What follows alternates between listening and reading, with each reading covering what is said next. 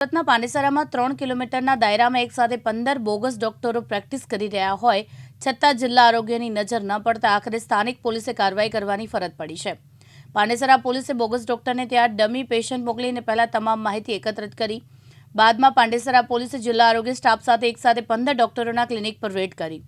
આ દરમિયાન બોગસ ડોક્ટરને ત્યાંથી પોલીસે અલગ અલગ પ્રકારની દવાઓ, ઇન્જેક્શન, સિરપ સહિત 59,000નો મેડિકલ સામાન જપ્ત કર્યો છે। પકડાયેલા ડોક્ટરોમાં કેટલાક પાસે DHMSની ડિગ્રી હતી, જો કે તે ડિગ્રી પણ બોગસ હોવાની આશંકા પોલીસને લાગી રહી છે। જો ડિગ્રી બોગસ હશે તો ડોક્ટર બનેલા શખ્સ સામે વધુ એક ગુનો દાખલ થઈ શકશે। તમામ બોગસ ડોક્ટરો ભાડાની દુકાન કે ખોલીમાં ક્લિનિક ખોલીને બેસા હતા। બોગસ ડોક્ટર છેલ્લા 6 મહિનાથી દવાખાનું ચલાવતા હોવાની પણ વાત સામે આવી છે। દરોડાને પગલે આ વિસ્તારમાં બોગસ તબીબોમાં ફફડાટ ફેલાયો છે। ડોક્ટરો ભાડાની દુકાન કે ખોલીમાં ક્લિનિક ખોલીને બેસી ગયા હતા। બોગસ ડોક્ટરો છેલ્લા 6 મહિનાથી દવાખાનું ચલાવતા હોવાની પણ વાત સામે આવી છે।